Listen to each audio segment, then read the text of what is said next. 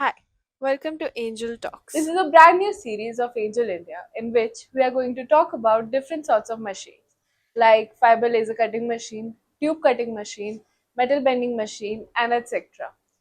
सो अगर आप manufacturing sector से है या आपको इन मशीन्स की नॉलेज चाहिए या फिर आप किसी भी इस टाइप के इंडस्ट्री से है या फिर आपको इस इंडस्ट्री में घुसना है so these videos that we make are just for you and we promise कि जो भी हम ये वीडियोस बनाएंगे सब सारी मशीन्स का हम इन डिटेल इन डेप्थ हम इस मशीन्स के बारे में बात करेंगे.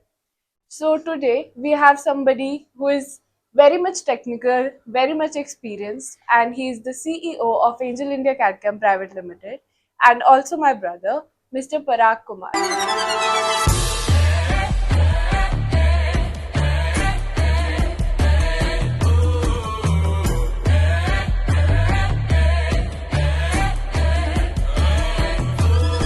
Here we go back.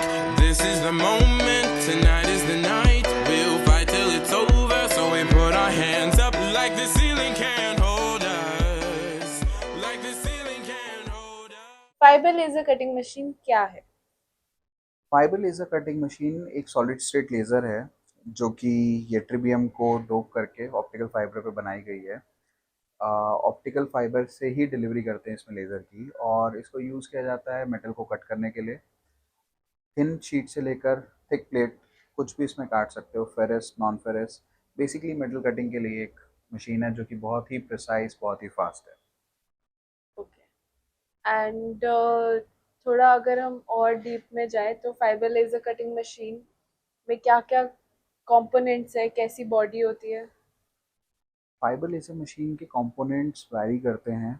सबसे इम्पॉर्टेंट है उसका structure, laser source, laser cutting head, उसका चिलर, और मोशन सिस्टम में बहुत सारे वेरियस कंपोनेंट्स आते हैं. सब कंपोनेंट की अलग अलग यूजेज हैं, सबके अलग अलग एक कैपेबिलिटी है. तो like it made of an number of components, but हाँ, मेजरली इन्हीं डिविजन्स में डिवाइडेड है. तो जब ये इंडस्ट्री में मतलब स्टार्टिंग से आया था तो सबसे पहले किस टाइप की मशीन से स्टार्ट हुआ था और ये अब किस टाइप की मशीन बनती जा रही है? ओके, तो देखो, पहले बहुत सारे कन्वेंशनल मेथड थे कटिंग करने के. अगर मैं स्पेसिफिकली लेज़र के बारे में बोलूँ तो स्टार्टिंग कहीं ना कहीं CO2 या याग से हुई थी. याग मशीन में थोड़े से एक डीमेरिट्स थे कि वो थोड़ी स्लो हो जाती थी और बहुत ही लिमिटेड थिकनेस तक ही कर सकते थे. आई मीन टू से थिन प्लेट्स के लिए सूटेबल थी, बट उसकी ऑपरेशनल कॉस्ट और रनिंग कॉस्ट बहुत ज़्यादा थी. उसके बाद CO2 की अगर बात करें, CO2 आज भी यूज़ होती है कहीं ना कहीं, बट CO2 थोड़ी मेंटेनेंस ज़्यादा मांगती है, इलेक्ट्रिकल कॉस्ट उसकी मतलब ऑपरेशनल कॉस्ट ओवरऑल बहुत ज़्यादा है. प्लस CO2 का एक ड्रॉबैक ये था, उसमें ना मिरर्स के थ्रू डिलीवरी होती थी लेज़र की. तो यहाँ पे जो फाइबर लेज़र ने एक बेनिफिट दिया कि ऑप्टिकल फाइबर के थ्रू आप डिलीवरी करा रहे हो, तो it's very convenient. For example, एक मिरर हमने 45 डिग्री पे अलाइन किया CO2 लेज़र में, यहाँ से बीम आके इस पे टकराएगी और फिर आगे जाएगी. फिर ऐसे मल्टीपल सीरीज में आप मिरर लगाते थे, और किसी भी एक मिरर में प्रॉब्लम आ गया उसको ढूंढना, या फिर अगर प्रॉब्लम नहीं भी है तो जो लेज़र का ड्रॉप रेट है वो बहुत ज़्यादा हो जाता था. वेयर एज ऑप्टिकल फाइबर में डायरेक्ट एक फाइबर के अंदर लेज़र ट्रैवल कर रहा है, और वो काफ़ी फास्ट तरीके से without any losses desired position पे पहुंच जाता है, which is a huge benefit compare to CO2 laser. और CO2 लेज़र में एक और लिमिटेशन आती थी कि बहुत ज़्यादा थिकनेस पे आप नहीं जा सकते थे, और स्पीड बहुत स्लो हो जाती है. हालांकि CO2 लेज़र की फिनिशिंग बहुत अच्छी थी. और अगर मैं स्पेसिफिक फिगर की बात करूं तो फाइबर लेज़र की वेवलेंथ आती है 1064 nanometres, which is approximately 1.06 microns, and this is almost 10 times shorter than or smaller than CO2 laser.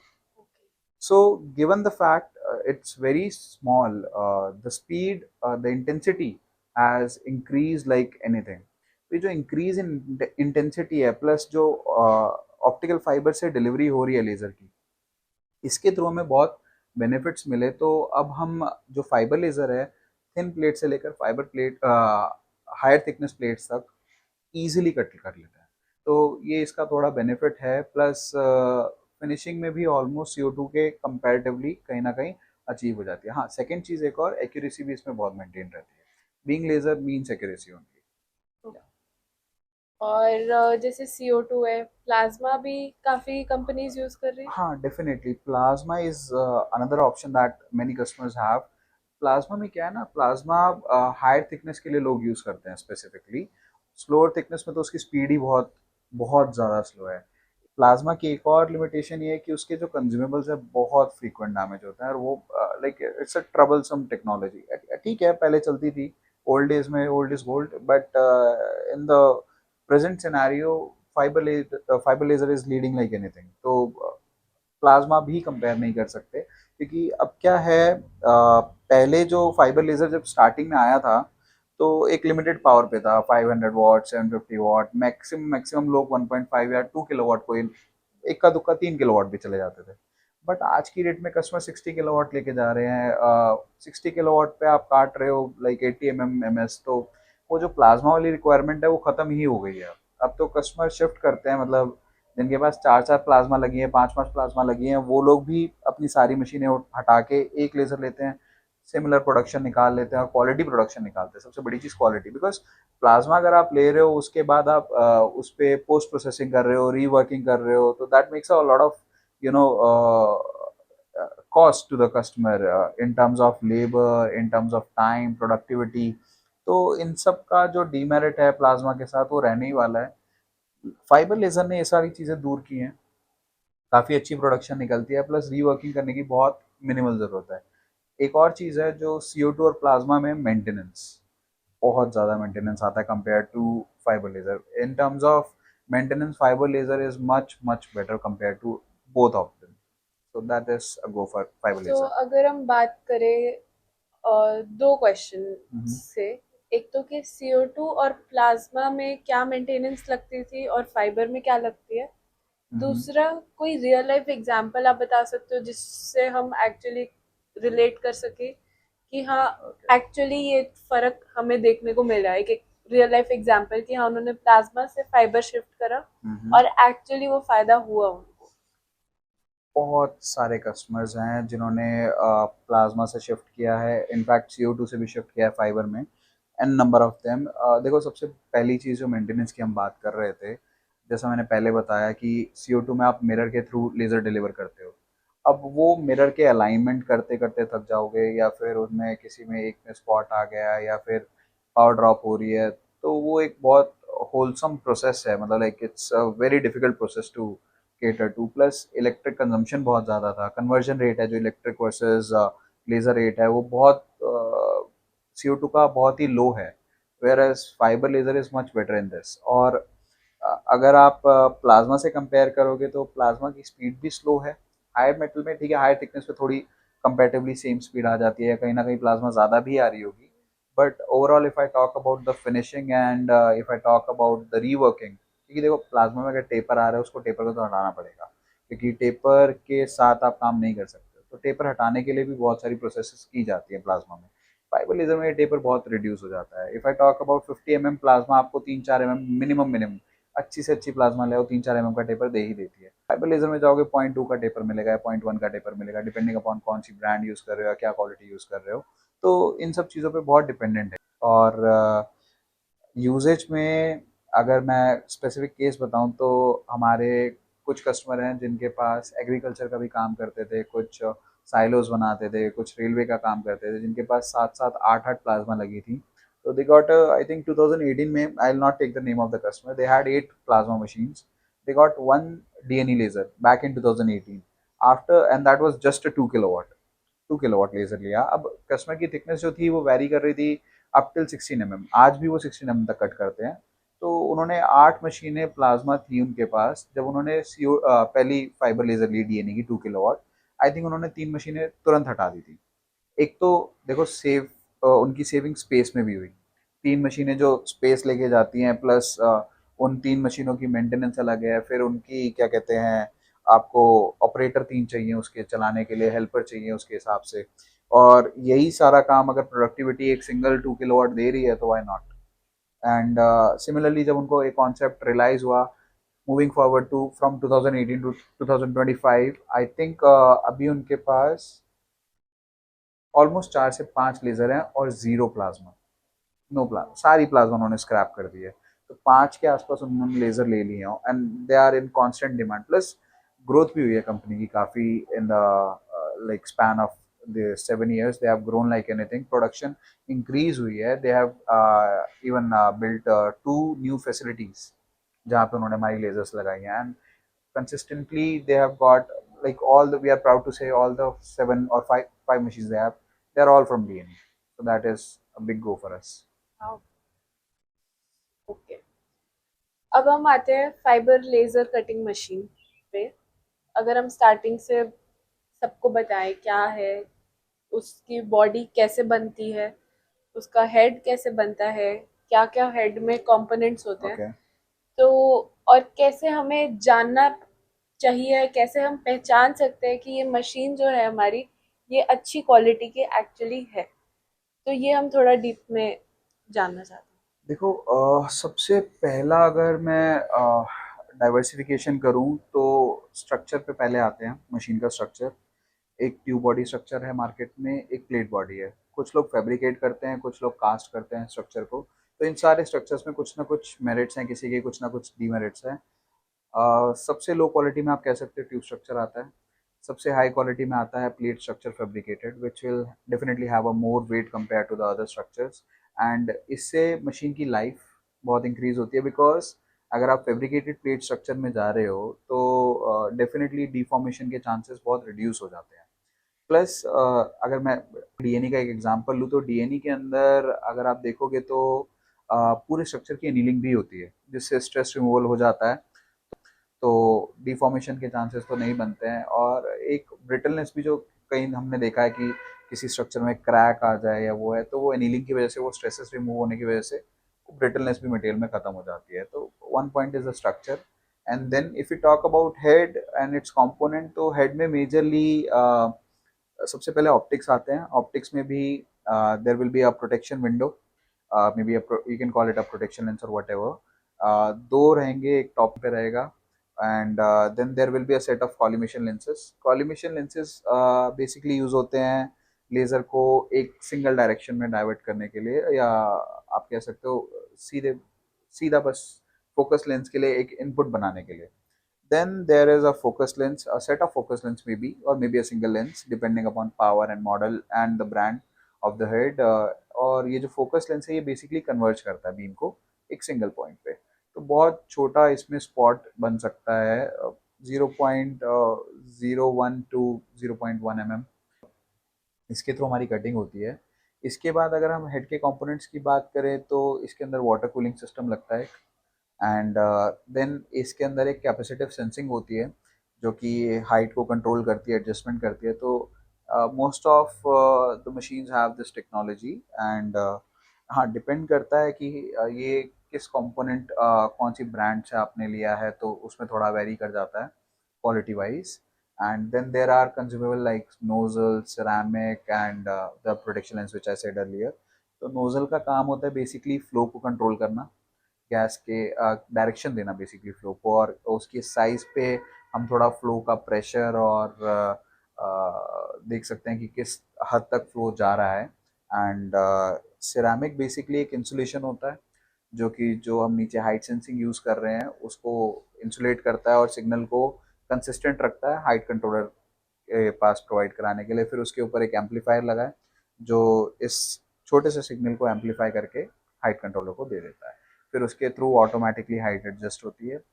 Then कुछ मशीनें जैसे फॉर एग्जांपल डीएनई में रिफ्लेक्शन कंट्रोल आता है, तो उसके कुछ कंपोनेंट होते हैं। और अब काफ़ी ब्रांड्स ऑफर करने लगे हैं मॉनिटरिंग सिस्टम, जिसमें हेड के अंदर काफ़ी सेंसर्स आ जाते हैं।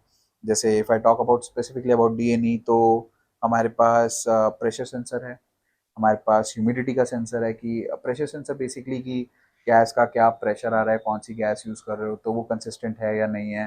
बिकॉज गैस प्रेशर से कटिंग पे बहुत ज़्यादा फर्क पड़ने वाला है। स्पेसिफिकली अगर मैं ऑक्सीजन की बात करूँ तो ये रेशियो बहुत ज़्यादा इंक्रीज हो जाता है। एंड देन ह्यूमिडिटी सेंसर से बेसिकली हमें पता लगता है कि मॉइस्चर कंटेंट तो नहीं आ रहा है हेड में, या फिर देर आर जैसे फॉर एग्जांपल मौसम चेंज हो रहा है कि जुलाई का, जैसे अभी जुलाई चल रहा है तो इट्स रेनी सीजन, तो हवा के अंदर भी थोड़ी नमी ज़्यादा है, तो चांसेस बन सकते हैं कंडेंसेशन की, अगरचे लगा टेम्परेचर बहुत लो किया हुआ है। तो उस चीज़ को अवॉइड करने के लिए हमारे पास सेंसर है. Then we have a sensor for pressure difference between the lenses. वो बताता है कि लेंस एक सही पोजीशन पे है या नहीं है, कहीं से लीकेज तो नहीं हो रही है. देन हमने एक और टेक्नोलॉजी अभी इंट्रोड्यूस की है recently, positive pressure for nitrogen, जो कि हमारे 12 किलोवाट या अबव बाई पावर हेड में बेसिकली आता है डीएनई के.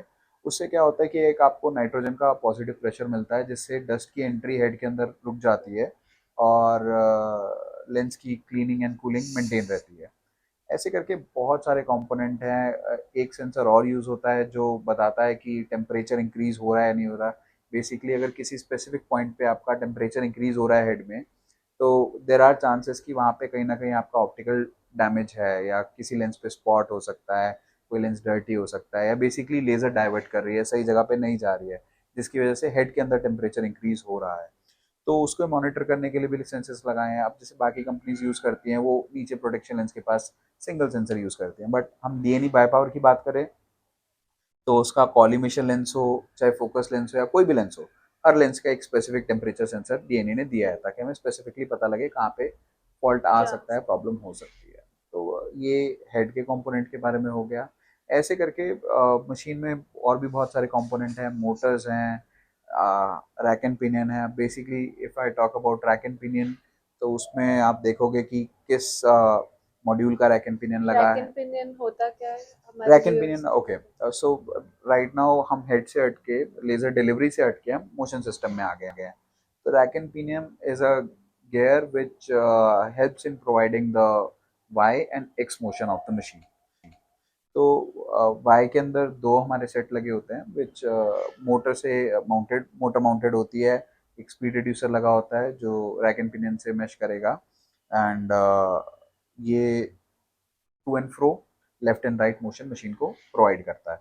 तो rack and pinion is a very very key like important key component, जो कि मशीन की स्पीड, आइडल स्पीड, एक्सेलरेशन, ये सब डिफाइन करेगा. एंड ऑल्सो एक्यूरेसी, मशीन की एक्यूरेसी भी इसके ऊपर काफ़ी हद तक डिफाइंड रहती है. अब रैक एंड पिनियन भी कई टाइप के आते हैं. It can be a straight teeth, it can be a helical teeth, it can be a M1, it can be a M2, maybe M3. That depends on what will be the width of the rack and pinion. Basically अगर तो मैं ये बताता हूँ, अगर rack and pinion अच्छा नहीं होगा तो क्या होगा. बेसिकली अगर रैक एंड पिनियन में कोई प्रॉब्लम है, या फिर इनकी मैशिंग प्रॉपरली नहीं हो रही, मोटर ढीली हो रही है, ऐसे कोई फॉल्ट आ रहा है, तो हमें जो सबसे पहली चीज़ देखने को मिलेगी कि हम स्ट्रेट कटिंग कर रहे हैं, बट वो स्ट्रेट नहीं, वो जिगजैग जिगजैग कटिंग आ रही है, या फिर होल्स के अंदर हमें ओवल्टी देखने को मिल सकती है. एंड कटिंग के अंदर एक्यूरेसी में डेफिनेटली फॉल्ट आएगा. मे बी आप if you want to cut a 100 by 100 rectangle, maybe you will end up getting a 98 by 102. It's just for an example.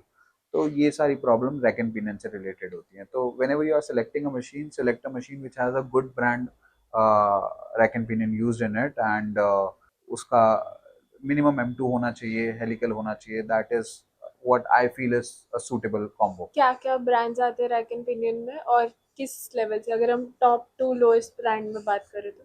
See, there are no limits, but I'll tell what we are using. We use Goodell from Switzerland. We use Heroin from Germany. We use STR Ronze again from Germany. So this is the brand we are using in DNE machines. Whereas people can use maybe Atlanta, maybe YYC, JNT, Lapping, XYZ. There are so many brands. तो limit तो नहीं है, नीचे से बिल्कुल एकदम bottom से top तक जा सकते हैं. गुडेल, हीरोइन एंड एसटीआर ऑनजे definitely being best of the lot. Yes. अब हम लोगों ने कवर करा है रैक एंड पिनियन, हमने करा है हेड, और हमने करा है स्ट्रक्चर. यस. अब अगर हम आते हैं जो साइजेस हैं डिफरेंट टाइप्स ऑफ मशीन्स के, जैसे कि single table, double table, cover body, okay. क्या ओके. फ़र्क है, क्यों यूज़ करते हैं, और अगर कैसे, किस लिए यूज़ होते हैं एक्चुअल में? तो देखो, जो अभी इंडस्ट्री स्टैंडर्ड के हिसाब से सबसे छोटा साइज नॉर्मली चलता है, वो है 1.5 by 3 meters. It can be a single table, it can be a double table, it can be open body, it can be a closed body. Closed body means you have enclosure.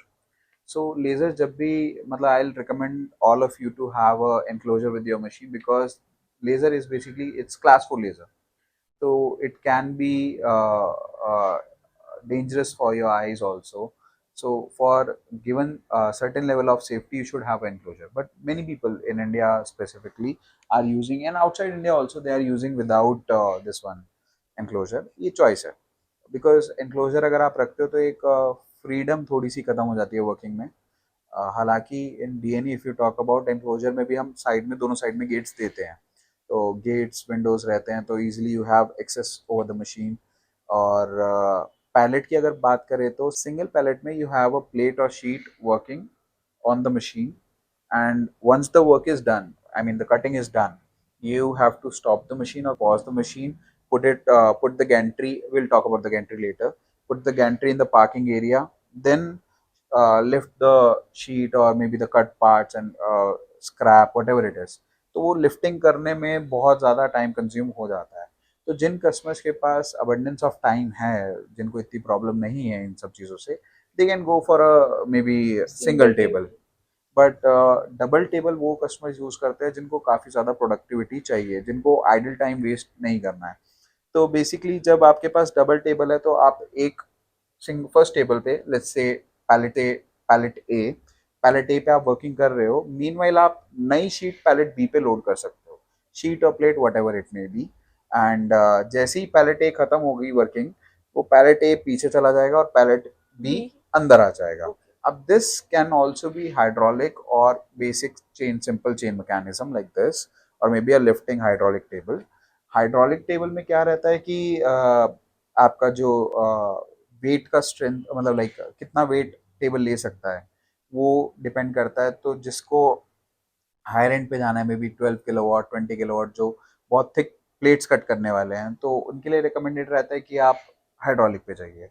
But जो thin plates करने वाले हैं उनके लिए recommended रहता है कि आप नॉर्मल चेन सिस्टम पे जाइए, ए बी सिंपल सिस्टम, बिकॉज जो सिंपल सिस्टम है that is faster. If I talk about DNE, I think within 8 to 10 seconds आपका पैलेट ऑटोमेटिक मोड में चेंज हो जाता है, तो which is blazing fast. Simple में या हाइड्रोलिक? सिंपल में. Hydraulic will take some around 30 to 50 seconds depending upon the brand, maybe 1 minute also in some brands. तो वो बहुत वेरी करता है. And but hydraulic is definitely required when you have heavy sheets. Okay. Yeah.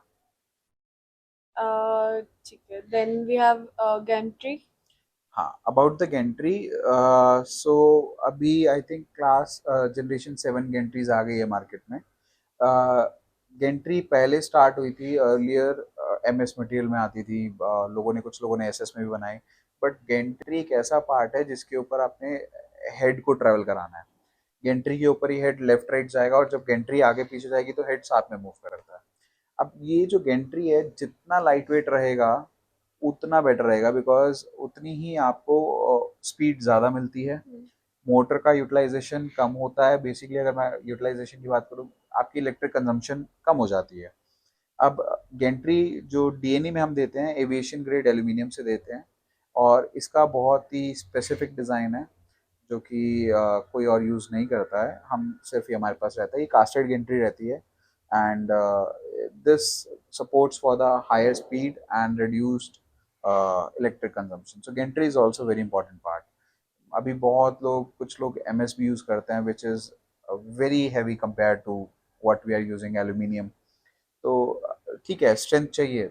If you talk about aviation grade aluminium, तो strength तो automatically मिल रहा है, बट वेट रिडक्शन भी साथ में मिलता है. तो कॉस्ट कटिंग के लिए बहुत सारे लोग एमएस यूज़ कर लेते हैं, कुछ लोग एसएस भी यूज़ कर रहे हैं, but I don't get the concept of it. If you are buying a machine, prefer a aluminium gantry. That will be much more better. Definitely look for the design, what the company and what the brand is offering. So ये हमारी machine का हो गया. Now what about the outer components that we have with machine? Auxiliary items की बात करें तो मोटा मोटी 2-3 चीज़ें बहुत इंपॉर्टेंट हैं. एक आपका यूपीएस, वो डिपेंड करेगा क्या आप उसके ऊपर. साथ में एयर कंप्रेसर, अगेन वो भी डिपेंड करेगा कि आपकी कटिंग रिक्वायरमेंट्स कैसी हैं. कंप्रेसर मैं सारे कस्टमर्स जो भी मशीन लेने वाला है, मैं बोलूँगा कि आप ट्राई करना कि आप स्क्रू कंप्रेसर लो, पिस्टन पे मत जाओ. पिस्टन में थोड़ा मॉइस्चर एंड ऑयल कंटेंट का प्रॉब्लम आ सकता है, और स्क्रू में वो काफ़ी हद तक रिड्यूस हो जाता है. बिकॉज ऑप्टिक्स जो है, खास करके आपका प्रोटेक्शन लेंस, अगर आप पिस्टन यूज़ कर रहे हो, ऐसा नहीं कि स्क्रू में प्रॉब्लम नहीं आ सकती, बट स्क्रू के अंदर रिलेटिवली काफ़ी डाउन हो जाता है। एंड पिस्टन की जहाँ तक हम बात करें, प्रेशर दे सकता है, मे बी आपको सस्ता भी पड़े, बट डेफिनेटली मॉइस्चर और ऑयल की प्रॉब्लम वो देगा ही देगा। तो आप ड्राई भी लगा लो, उसके बाद भी अभी नहीं आ रही, बाद में प्रॉब्लम आएगी। Stick to screw compressor. इसके अलावा मशीन में अर्थिंग करानी बहुत इंपॉर्टेंट है।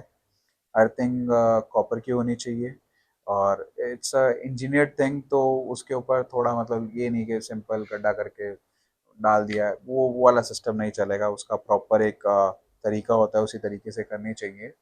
And then the water you are using in chiller is also important, because every month or twice, maybe in 2 months, some machines आपको ये पानी चेंज करना है, तो some use a water which is maybe DMDI water with zero conductivity, zero TDS, something like this, so maintenance free रहती है machine, अच्छी उसकी अपकीप रहती है, that's all। इसके अलावा इतना ऑक्सिलरी आइटम्स का कोई कॉन्सेप्ट नहीं है। Okay. And what about laser source? Laser source is one of the key components. अच्छा हाँ, हमने डिस्कस नहीं किया था। Laser source is a very important component. Basically laser source ही वो कंपोनेंट है जो इलेक्ट्रिक एनर्जी लेता है और उसको लेजर के अंदर कन्वर्ट करता है। इसके अंदर ये ट्रिबियम डायोड्स होते हैं, सेमीकंडक्टर्स हैं, जो कि इस प्रोसेस में हेल्प करते हैं। और इसके अंदर फिर ऑप्टिकल फाइबर, जो मेन डिलीवरी के लिए यूज़ हम कर रहे थे, जो CO2 से इसको डिफ्रेंशिएट करती है मशीन को, तो वो ऑप्टिकल फाइबर भी इसी का एक कंपोनेंट है। मार्केट में अभी काफ़ी ब्रांड्स हैं, बट अगर if I talk about the repeated brands या फिर मोस्टली फेमस और नॉन ब्रांड्स, आईपीजी है, देन रेकस है, देन मैक्स है, जेपीटी है, BWT है। ऐसे काफ़ी ब्रांड्स अवेलेबल हैं मार्केट में। अगेन कस्टमर की चॉइस पे है कि वो जर्मन ब्रांड पे जाना चाहते हैं तो आईपीजी पे जा सकते हैं, चाइनीज़ पे जाना है रेकस मैक्स पे चले जाओ, JPT is a Singapore brand. तो it's all a customer choice. अब हमारे सारे कंपोनेंट्स कवर हो गए हैं। सोर्स हो गया है, गेंट्री हो गया है, रैक एंड पिनियन, हेड हो गया है, बॉडी हो गया है, और कुछ रहता है? हाँ, चिलर मिसिंग है। अनफॉर्चुनेटली चिलर के बारे में हमने डिस्कस नहीं किया। Last but not the least, chiller एक बहुत ही इंपॉर्टेंट कंपोनेंट है, बिकॉज चिलर ही रिस्पॉन्सिबल है जो मशीन की 24/7 रनिंग को सपोर्ट करता है। अगर आपकी मशीन 24/7 चल रही है तो सोर्स में बहुत ज़्यादा हीट जनरेट होने वाली है। उसको कॉन्टीन्यूसली कूल डाउन करना और कंसिस्टेंटली कूल डाउन करना इज़ वेरी वेरी इंपॉर्टेंट। तो एक वहाँ पे कूलिंग चिलर प्रोवाइड करता है, देन लेज़र हेड पे भी चिलर ही कूलिंग प्रोवाइड करता है। अगर इस कूलिंग में वेरिएशंस आ गए, ये कंसिस्टेंट नहीं रहती, तो there can be a problem. For example, अगर ये कूलिंग प्रॉपर नहीं हो रही और हीट जनरेशन ज़्यादा हो रहा है, लेज़र सोर्स में प्रॉब्लम आने के चांसेस है, वो काम ही नहीं करेगा, एरर देके स्टॉप भी हो सकता है। कुछ सोर्सेज है जिनमें एरर भी नहीं आता, वो डायरेक्टली ख़राब भी हो सकते हैं, डिपेंडिंग अगेन आपने क्या खरीदा है क्या नहीं खरीदा है। और अगर चिलर बहुत ज़्यादा ठंडा कर रहा है तो भी गलत है, बिकॉज उसमें फिर कंडेंसेशन होने के चांसेस हैं, मॉइस्चर आ जाता है, ड्यू आ जाता है, ड्यू पॉइंट टेम्परेचर सोर्स के अंदर इंक्रीज हो जाता है। तो जिन सोर्स में अगेन सेंसर्स लगे हुए हैं तो एरर दे देंगे, जिनमें सेंसर्स नहीं लगे हुए तो वहाँ पे ड्यू फॉर्मेशन होगा, और वो कहीं ना कहीं आपका पावर सप्लाई या फिर मॉड्यूल में प्रॉब्लम क्रिएट कर सकता है, और बहुत डेंजरस है। बिकॉज लेज़र सोर्सेज के लिए किसी भी, आई डोंट थिंक सो किसी भी ब्रांड में ये चीज़ वारंटी में भी कवर नहीं होती है। तो वारंटी पीरियड में भी अगर ये चीज़ हो जाती है तो आपको इसकी वारंटी नहीं मिलने वाली है। तो चिलर का सिलेक्शन, चिलर की मेंटेनेंस एंड चिलर की मॉनिटरिंग भी बहुत इंपॉर्टेंट फैक्टर है।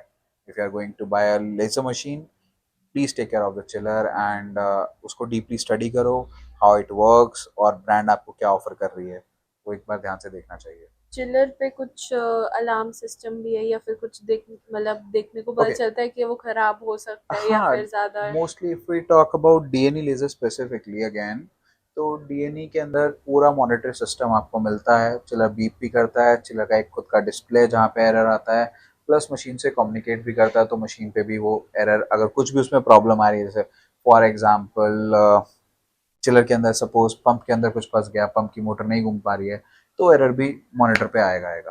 तो ऐसे करके गैस लो है, गैस की वजह से कूलिंग नहीं हो पा रही है, गैस लीक कर गई है, तो वो एरर डेफिनेटली will मशीन पे show आएगा। it. हाँ, और चिलर के लिए एक और ख़ास बात है, चिलर जहाँ पे भी आप मशीन प्लेस कर रहे हो, please try to give a good ventilated environment for the chiller. Chiller के आसपास सराउंडिंग में कुछ भी नहीं होना चाहिए, so that it can breathe in the air and cool down. So that's important for the chiller. And like आपने chiller के लिए एनवायरनमेंट बताया, but about the whole fibre laser cutting machine, उसके लिए कोई एक स्पेसिफिक एनवायरनमेंट या specific area ज़रूरी है या कोई केयर? हाँ हाँ, देखो, डस्ट फ्री एनवायरनमेंट रहना चाहिए ideally, but I I don't think so कि वो कहीं पे भी फैक्ट्रीज में मिलेगा। तो जितना आप अवॉइड कर सकते हो डस्ट से मशीन को, एक तो अवॉइड करो। अगर आपके पास डस्ट आपकी फैक्ट्री में बहुत ज़्यादा है, तो I will recommend go for the enclosure one, because specifically laser head पे अगर आपका डस्ट जाता है तो ऑप्टिक्स डैमेज होने के चांसेस बहुत बन जाते हैं। और सेकेंड, कुछ मशीन्स हैं जिनमें एसी नहीं आता है, तो या फिर हाई पावर मशीन ले लो जिनके सोर्स ही बहुत बड़े साइज़ के हो जाते हैं। तो आप ऐसी मशीनों में खास करके आप ट्राई करो कि सोर्स को एक ऐसी जगह पे रखो, ऐसे केबिन में रखो जहाँ पे आपको एक एयर कंडीशन इन्वायरमेंट आपको मिल रहा है, जहाँ पे डस्ट भी लो हो जाता है और एक सोर्स का टेम्परेचर भी सर्टेन लेवल पे बना रहता है। तो ये थोड़े से इंपॉर्टेंट फैक्टर हैं। प्लस जो आपकी मशीन है, आप उसको ट्राई करो कि अ, अगर आपके पास ग्राउंड फ्लोर के नीचे बेसमेंट है तो ऐसे एरिया में ट्राई करो कि ना रखो, और अगर ऐसे रखना चाहते हो तो एटलीस्ट आपका जो लेंडर है 12 इंची का होना चाहिए, मतलब like 1 feet for the thickness. And उसके ऊपर आरसीसी है तो बहुत बेटर है, बिकॉज जब मशीन चलती है तो वाइब्रेशन आने के चांसेस हो सकते हैं। ओके, सो अगर हम बात करें इंडस्ट्रीज़ की, जैसे काफ़ी इंडस्ट्रीज़ में यूज़ हो सकती है, किचन में हो सकती है, ऑटोमोटिव इंडस्ट्रीज़ में हो सकती है, और काफ़ी मैन्युफैक्चरिंग सेटअप्स में हो सकती है, जैसे कि टावर्स हैं, सब कुछ है। तो कस्टमर कैसे सिलेक्ट करेगा, कैसे जानेगा कि उसको कौन से साइज़ की, कौन सी लेंथ की मशीन चाहिए, कौन सी पावर की मशीन चाहिए? देखो, अगेन कस्टमर को अपनी रिक्वायरमेंट समझनी पड़ेगी। उसके पास रॉ मटेरियल किस साइज़ में आ रहा है। अगर उसके पास 8x4 की शीट आ रही है, 8 फीट बाय 4 फीट, तो he can go for a 1.5 by 3 metres.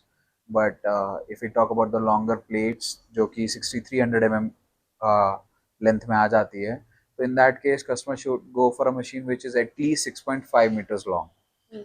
तो 6 मीटर भी अगर आप मशीन ले रहे हो तो आपका 300 mm मटेरियल वेस्ट होने वाला है, बिकॉज शीट 6.3 मीटर्स की आने वाली है। तो at least 6.5 metre is what we recommend. And if we talk about the power, power selection actually आपके मटेरियल पे होता है, उसकी थिकनेस पे होता है, या फिर आपकी प्रोडक्टिविटी पे होता है। तो if the customer has to cut 20 mm, he can go for a 3 kilowatt machine. But if that 20 kilowatt is in abundance, बहुत ज़्यादा क्वांटिटी में है अगर वो, तो in that case he can go for even for a 6 kilowatt or maybe also for a 12 kilowatt, depending कि single machine से आप कितनी प्रोडक्शन निकालना चाहते हो। कुछ कस्टमर हैं जो कि अपना डिसीजन लेते हैं एयर कटिंग पे। सपोज किसी को 10 mm कट करना है थ्रू एयर, बिकॉज एयर पे कटिंग थोड़ी फास्टर आती है, ऑल दो फिनिशिंग में थोड़ा कॉम्प्रोमाइज़ है कटिंग में, but compare to oxygen speed बहुत ज़्यादा इंक्रीज हो जाती है। तो that customer can go minimum for a 12 kilowatt, may B a 15 और इवन अ 20 किलोवाट। तो इस तरीके से कस्टमर डिसाइड कर सकता है फॉर पावर, डिपेंडिंग कि क्या कटिंग मटेरियल है, क्या थिकनेस है, या फिर क्या उसको प्रोडक्शन चाहिए। हाँ, बट अगर आप सोचो कि आपने 1 mm कट करना है और आप 20 किलोवाट ले लो और वो आपको सूट करने वाला है, तो ऐसा ऐसा कुछ नहीं है। 1 mm के लिए आपके लिए 3 kilowatt is what we think as is the most feasible, और हद से हद जाके आप 6 किलोवाट जा सकते हो, बिकॉज उसके बाद अल्टीमेटली आपको पावर में एक रिडक्शन करनी ही पड़ेगी। 20 किलोवाट भी ले लो तो आप सोचो कि 1 mm 100% स्पीड पे यूज़, 100% पावर पे स्पीड ले लोगे, वो पॉसिबल नहीं है। उसमें आपको 20 किलोवाट की जगह अगेन 3 या 4 या 6 किलोवाट की पावर यूज़ करके 1 mm को काटना पड़ेगा, तो पावर रिडक्शन तो उसमें आएगी। मटेरियल की भी एक सर्टेन लिमिट है कि वो उस ज़्यादा स्पीड पे नहीं कट सकता। तो एक वाइज डिसीजन है।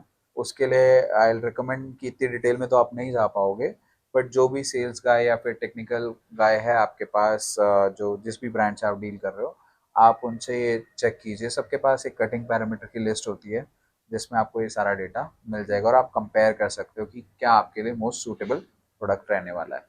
तो अगर हम बात करें इंडस्ट्रीज़ की, जैसे काफ़ी इंडस्ट्रीज़ में यूज़ हो सकती है, किचन में हो सकती है, ऑटोमोटिव इंडस्ट्रीज़ में हो सकती है, और काफ़ी मैन्युफैक्चरिंग सेटअप्स में हो सकती है, जैसे कि टावर्स हैं, सब कुछ है।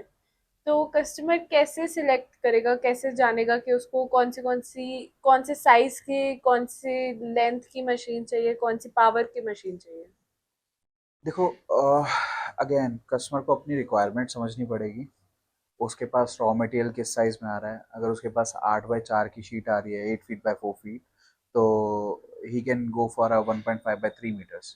But if you talk about the longer plates जो कि 6300 mm लेंथ में आ जाती है, तो in that case customer should go for a machine which is at least 6.5 meters long. तो 6 मीटर भी अगर आप मशीन ले रहे हो तो आपका 300 mm मटेरियल वेस्ट होने वाला है, बिकॉज शीट 6.3 meters की आने वाली है। तो at least 6.5 meter is what we recommend. And if we talk about the power, power selection actually आपके मटेरियल पे होता है, उसकी थिकनेस पे होता है, या फिर आपकी प्रोडक्टिविटी पे होता है। तो if the customer has to cut 20 mm, he can go for a 3 kilowatt machine. But if that 20 kilowatt is in abundance, बहुत ज़्यादा क्वांटिटी में है अगर वो, तो in that case he can go for even for a 6 kilowatt or maybe also for a 12 kilowatt, depending कि single machine से आप कितनी प्रोडक्शन निकालना चाहते हो। कुछ कस्टमर हैं जो कि अपना डिसीजन लेते हैं एयर कटिंग पे। सपोज किसी को 10 mm कट करना है थ्रू एयर, बिकॉज एयर पे कटिंग थोड़ी फास्टर आती है, ऑल दो फिनिशिंग में थोड़ा कॉम्प्रोमाइज़ है कटिंग में, but compare to oxygen speed बहुत ज़्यादा इंक्रीज हो जाती है। तो that customer can go minimum for a 12 kilowatt, may B a 15 और इवन अ 20 किलोवाट। तो इस तरीके से कस्टमर डिसाइड कर सकता है फॉर पावर, डिपेंडिंग कि क्या कटिंग मटेरियल है, क्या थिकनेस है, या फिर क्या उसको प्रोडक्शन चाहिए। हाँ, बट अगर आप सोचो कि आपने 1 mm कट करना है और आप 20 किलोवाट ले लो और वो आपको सूट करने वाला है, तो ऐसा ऐसा कुछ नहीं है। 1 mm के लिए आपके लिए 3 kilowatt is what we think as is the most feasible, और हद से हद जाके आप 6 किलोवाट जा सकते हो, बिकॉज उसके बाद अल्टीमेटली आपको पावर में एक रिडक्शन करनी ही पड़ेगी। 20 किलोवाट भी ले लो तो आप सोचो कि 1 mm 100% स्पीड पे यूज़, 100% पावर पे स्पीड ले लोगे, वो पॉसिबल नहीं है। उसमें आपको 20 किलोवाट की जगह अगेन 3 या 4 या 6 किलोवाट की पावर यूज़ करके 1 mm को काटना पड़ेगा, तो पावर रिडक्शन तो उसमें आएगी। मटेरियल की भी एक सर्टेन लिमिट है कि वो उस ज़्यादा स्पीड पे नहीं कट सकता। तो एक वाइज डिसीजन है। उसके लिए आई विल रिकमेंड कि इतनी डिटेल में तो आप नहीं जा पाओगे, बट जो भी सेल्स गाय या फिर टेक्निकल गाय है आपके पास, जो जिस भी ब्रांड से आप डील कर रहे हो, आप उनसे ये चेक कीजिए। सबके पास एक कटिंग पैरामीटर की लिस्ट होती है जिसमें आपको ये सारा डेटा मिल जाएगा और आप कंपेयर कर सकते हो कि क्या आपके लिए मोस्ट सूटेबल प्रोडक्ट रहने वाला है। सो अगर हम बात करें कि क्या क्या क्लाइंट्स, क्या क्या फील्ड्स, क्या क्या सेटअप्स में ये मशीन यूज़ हो सकती है? देखो, इंडस्ट्री वाइज बहुत सारी डाइवर्सिफिकेशन है। अ, छोटे से छोटे फैब्रिकेटर से लेकर बड़े से बड़े फैब्रिकेटर तक ये मशीन लगती है। किचन में लगती है, आपका चूल्हा तक इस मशीन पे बनता है। और रेलवेज में है, ऑटोमोबाइल में है, एरोस्पेस में है, मेडिकल इंडस्ट्री में है, एंडलेस है। जहाँ पे भी कहीं पे भी शीट मेटल का काम है या फिर प्लेट्स का काम है, वहाँ पे मशीन डेफिनेटली यूज़ हो सकती है। तो अगर हम पैरामीटर्स की बात करें कि कितने साइज़ की रिक्वायरमेंट रहती है, या फिर कितने किलोवाट की रिक्वायरमेंट रहती है, कितने पावर की रिक्वायरमेंट रहती है, ये कैसे पता चलेगा? और अगर बेटर है कि आप जहाँ जहाँ आपने जिस जिस इंडस्ट्री में मशीन लगाई है, तो कितने साइज़ की, कितने किलोवाट की लगाई है, ताकि इजी है हमारे लिए भी रिलेट करना कि हम लोग अगर किचन इंडस्ट्री से है, तो हमें इस साइज़ की ही मशीन चाहिए, इससे ऊपर की आई डोंट थिंक रिक्वायरमेंट रहेगी। देखो, ये डिपेंड करता है, बहुत ही लाइक डाइवर्सिफाइड रेंज है, एक एक सेपरेट ही डोमेन है इसके लिए। तो हर कस्टमर की एक अपनी स्पेसिफिक रिक्वायरमेंट होती है, बट हाँ, डेफिनेटली अगर आप अपने लिए मशीन चूज़ करना चाहते हो तो आपको पहले ये देखना पड़ेगा कि आपका रॉ मटेरियल किस साइज़ पे आ रहा है। फॉर एग्जांपल, अगर आपकी शीट 8x4 की आ रही है, 8 फीट बाय 4 फीट, तो you can go for a 1.5 metre by 3 metre machine. 1.5 by 3 में आपको 5 फीट बाय 10 फीट का वर्किंग एरिया मिल जाता है। तो वो साइज़ पे आप जा सकते हो। इसमें आप single pallet double pallet option देख सकते हो। और देन डिपेंड करता है कि आपने जो आपका रॉ मटेरियल है साइज़ के अलावा उसकी थिकनेस क्या है। सपोज आपको कट करना है 20 mm, एक रफ फिगर लेते हैं, तो 20 mm पे आप 3 किलोवाट भी यूज़ कर सकते हो। अगर आपको बहुत ज़्यादा प्रोडक्शन चाहिए तो 6 या 12 किलोवाट में भी 20 किलोवाट पे भी जा सकते हो। डिपेंड करता है कि आप एक मशीन से कितनी प्रोडक्शन लेना चाहते हो। डेफिनेटली जब आप 20 mm पे हायर पावर यूज़ करोगे तो आपकी स्पीड उसी रेशो में इंक्रीज भी करती है।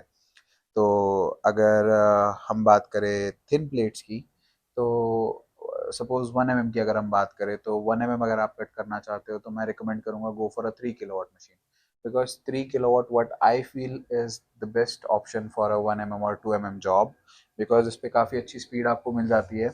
और अगर आप इससे ऊपर पावर पे जाते हो मे बी 6 किलोवाट पे भी आप किसी हद तक यूज़ कर सकते हो, बट उससे ऊपर पावर पे जाओगे 12 किलोवाट 15 20 किलोवाट, तो आपको पावर रिड्यूस करके ही मशीन को यूज़ करना पड़ेगा। आप पूरी रॉ पावर उस पर यूटिलाइज नहीं कर सकते हो, क्योंकि वो अल्टीमेटली आपके स्ट्रक्चर के लिए भी हार्मफुल है और स्पीड आपको नहीं मिलने वाली है।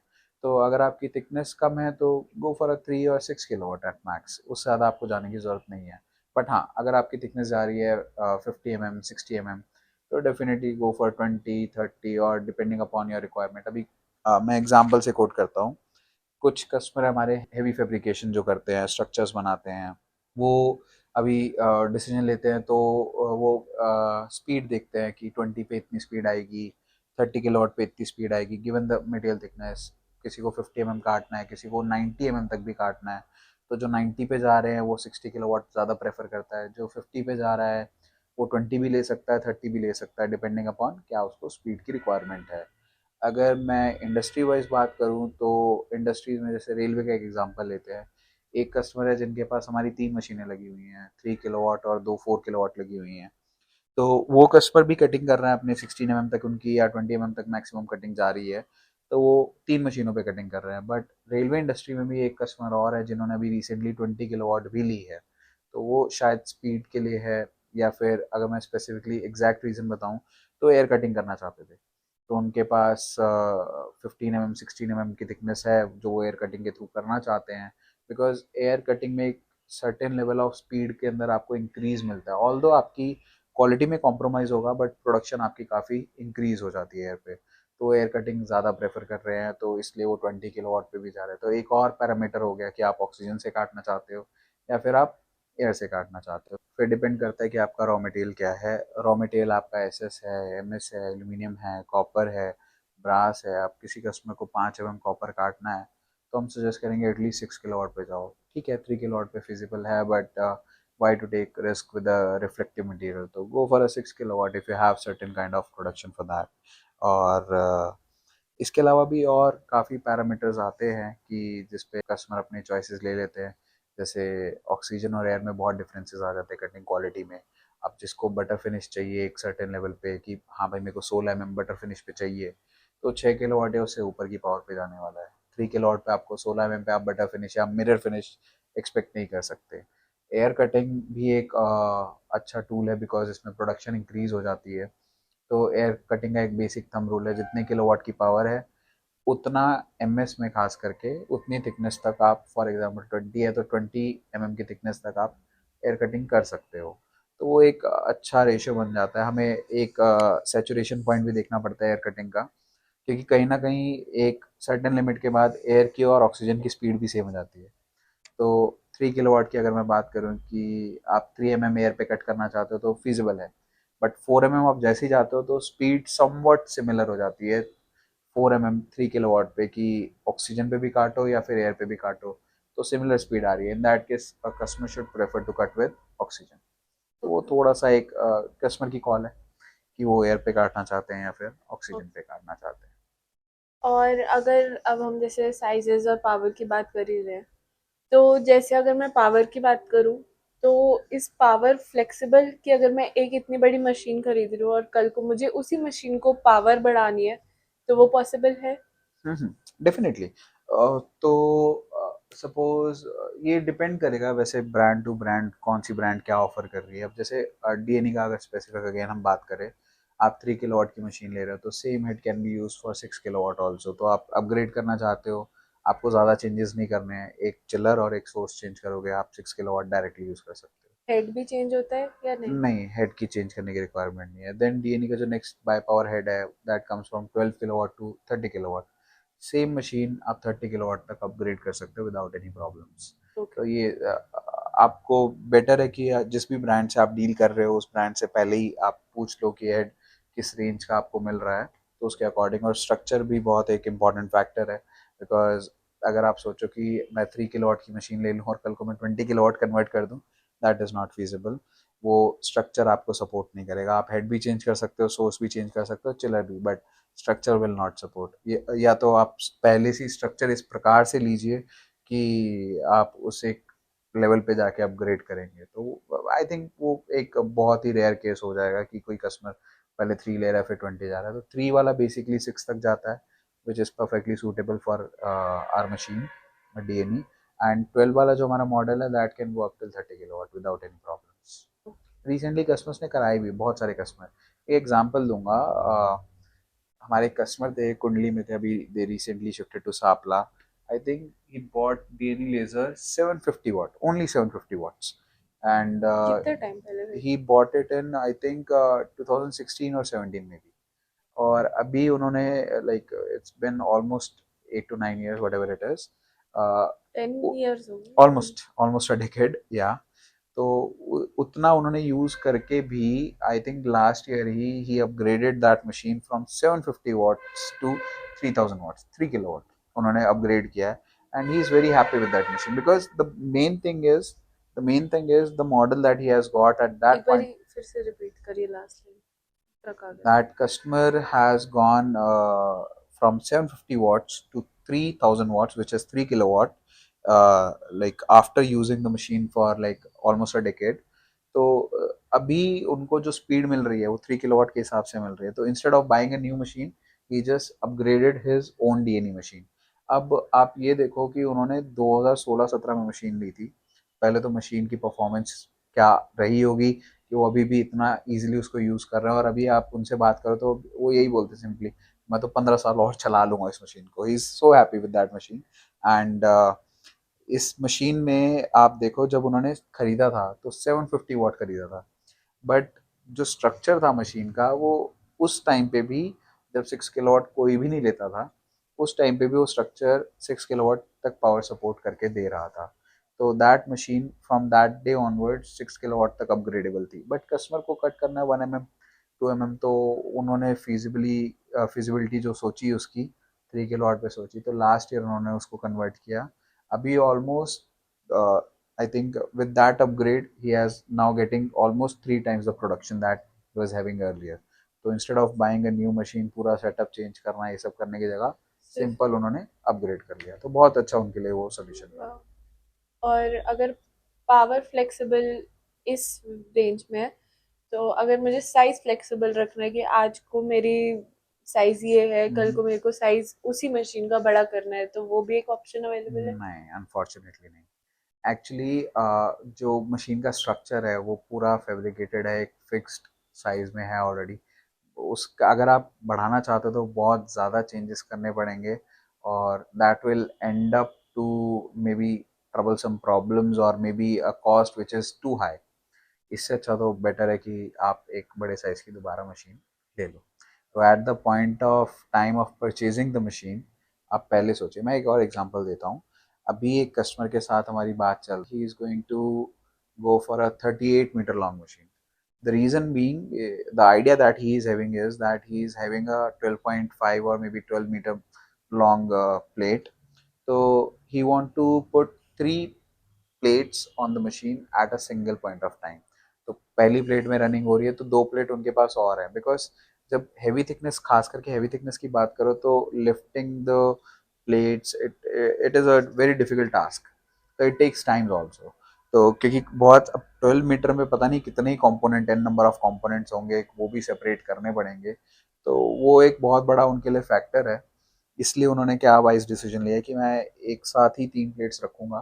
तो I need a 38 metre long machine, so that एक प्लेट मेरी खत्म हो गई है तो मैं दूसरी पे या तीसरी पे कटिंग स्टार्ट कर लूँ, मीनवाइल मैं इसको 1 घंटा या आधा घंटा जो भी टाइम लग रहा है उतना टाइम लगा के ये सारा क्लियर कर लो और यहाँ पे एक और नई शीट लोड कर लो। बिकॉज हैवी शीट के अंदर ना या हैवी प्लेट के अंदर आपका सेटअप भी उस प्रकार से होना चाहिए कि आप टाइम बचाओ। मशीन तो रनिंग कर देगी आपको, बट अगर आपका सेटअप उस लेवल पे नहीं है, आपके पास क्रेन्स नहीं है या फिर आपके पास मैन पावर उस हिसाब से नहीं है, आपका सेटअप उस हिसाब से नहीं है, तो फिजिबिलिटी आप नहीं निकाल पाओगे। तो उसके हिसाब से देखना पड़ता है। और ठीक। देयर ऑप्शनल आइटम्स कि इसके साथ एक्स्ट्रा क्या क्या ऑप्शनल आइटम्स अवेलेबल होते हैं और वो किस पर्पस के लिए यूज हो सकते हैं। there can be multiple optional items. पहला एक ऑप्शन है कि बेवल कटिंग यूज कर सकते हो, जिसमें आप प्लस माइनस 45 डिग्री का एक एंगल बेसिकली चैम्फर कर सकते हो शीट में। बेवल कटिंग बहुत सारे कस्टमर्स की, स्पेशली जो हायर थिकनेस वाले कस्टमर हैं, उनके लिए काफी मत रिक्वायर्ड रहती है, तो बेवल कटिंग एक अच्छा ऑप्शन है कि आप चूज कर सकते हो। अगर कौन सी इंडस्ट्री यूज होती है। अभी जैसे मैंने बताया हैवी कंस्ट्रक्शन है, इनफैक्ट रेलवे में भी मेरे पास अभी ऑर्डर्स आए हैं मशीन के, तो रेलवे में भी जा रहा है, ऑटोमोबाइल में भी कुछ कस्टमर्स में भी है। नेक्स्ट ऑप्शनल आइटम है dust collector. Dust collector basically क्या है कि जो आपकी स्मोक निकल रहा है या फिर फ्यूम्स निकल रही हैं उनको एक तो एग्जॉस्ट आउट तो करेगा ही करेगा, साथ में फिल्ट्रेशन भी कर देता है। तो जो भी आपका फ्यूम है वो एज इट इज़ आपके मशीन से बाहर नहीं जा रहा है, एनवायरनमेंट को गंदा नहीं कर रहा है, पूरा फिल्टर होके ही प्रॉपर बाहर निकल रहा है। बाय डिफ़ॉल्ट मशीन के साथ क्या आता है, एक सिंपल एग्जॉस्ट आता है। तो सिंपल एग्जॉस्ट क्या करेगा, जो भी फ्यूम्स है उनको जस्ट एक्सट्रैक्ट करके बाहर थ्रो कर देगा, बट डस्ट कलेक्टर प्रॉपरली उसको फिल्टर करता है।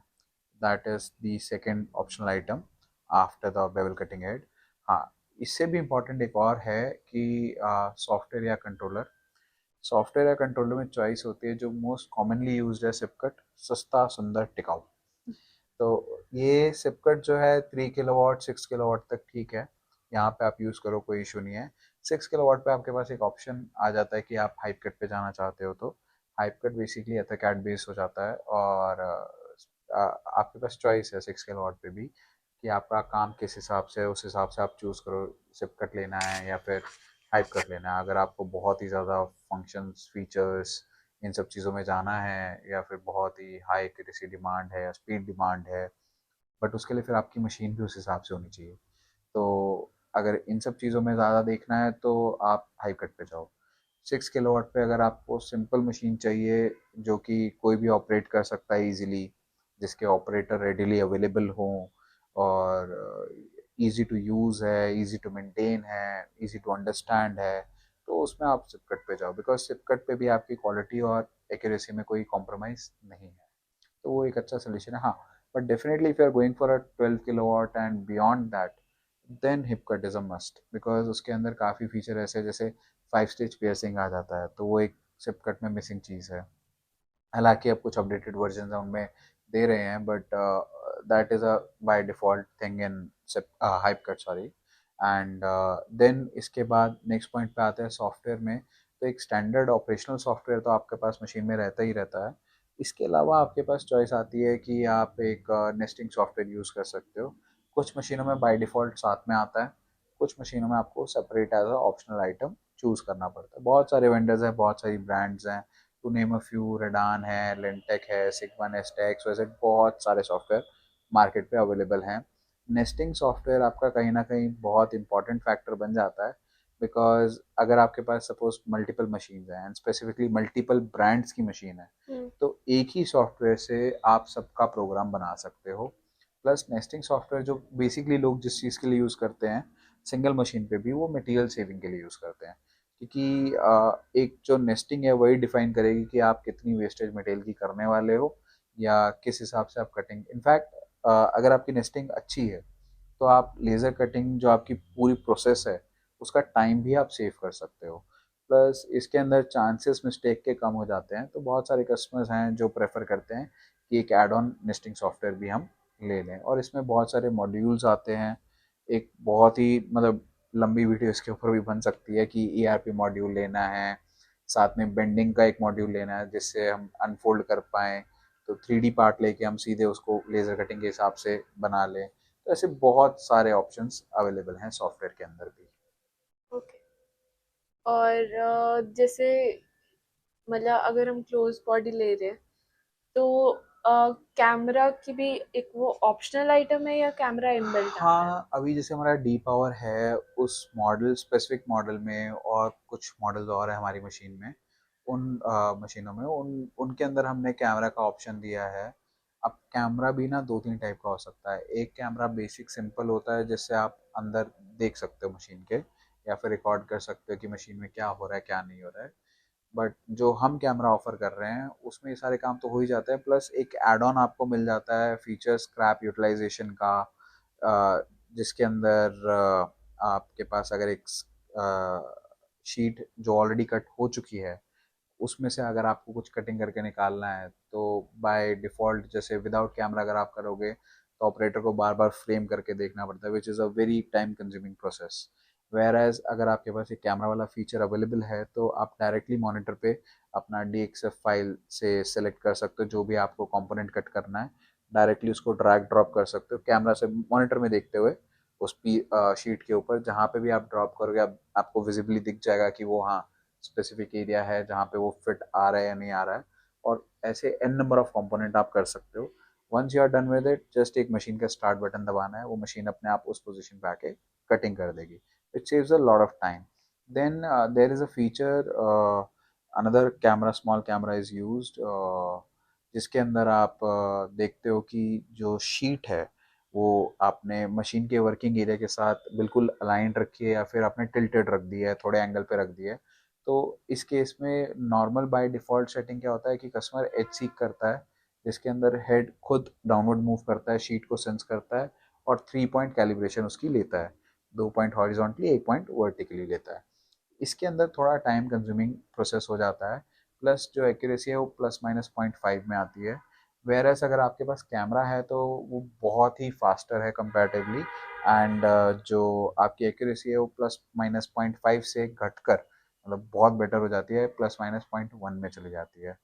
ये कटिंग की एक्यूरेसी नहीं है, ये बस शीट अलाइनमेंट की एक्यूरेसी है, बिकॉज आप शीट के चारों एजेस पे almost minimum two minimum 5 mm का मार्जिन तो वैसे ही देने वाले हो, तो इस एक्यूरेसी से इतना फ़र्क नहीं पड़ता। तो ये एक चॉइस है कस्टमर की, वो चाहते हैं फीचर या नहीं चाहते हैं। तो ये थोड़ा डिफरेंशिएटिंग फैक्टर है। एंड अगर हम सेफ्टी की बात करें तो सपोज अगर मैं कटिंग एरिया में एंटर कर गया, सपोज मेरा ऑपरेटर या लेबर बाय चांस उनको नहीं पता, ओके, तो उससे कुछ मतलब कि वो कैसे इंश्योर इट करेंगे इट कि वो कैन सेफ बी है? It can be dangerous. In fact in the starting times मेरे साथ खुद के साथ भी हुआ है। तो प्लीज़ कोई भी लेज़र ऑपरेटर या कोई भी ये मशीन यूज़ करते हैं जो भी, जब भी आपको मशीन के वर्किंग एरिया में जाना है, उस जोन में जाना है, तो please press the emergency button before entering that working range. और कुछ मशीन है जिनमें लाइट कर्टन्स आते हैं कि अगर आप वर्किंग एरिया में आप एंटर हो गए तो मशीन ऑटोमेटिकली रुक जाती है to avoid any such kind of accidents. But DNE में लाइट कर्टन्स के अलावा भी और फीचर्स आते हैं, जैसे हमने डेडिकेटेड कैमरा दिया है कि अगर मशीन चलती मशीन में कोई भी ऑपरेटर या किसी भी रीज़न से कोई भी मशीन में एंटर करता है, या इनफैक्ट कोई इनफैक्ट अपना हाथ भी अगर वो लेके आएंगे किसी कंपोनेंट को लिफ्ट करने के लिए, तो कैमरा उस चीज़ को डिटेक्ट करता है और मशीन को उसी टाइम पे स्टॉप स्टॉप कर कर? देता है, पॉज कर देता है बेसिकली। और जैसे ही आप उस कंपोनेंट को रिमूव करते हो या अपना हाथ वहाँ से बाहर निकालते हो वो ऑटोमेटिकली रिज्यूम हो जाती है। So this is a good feature for safety. कभी कभी ध्यान नहीं रहता है तो उन in such kind of cases accident को अवॉइड किया जा सकता है इस फीचर से। ओके।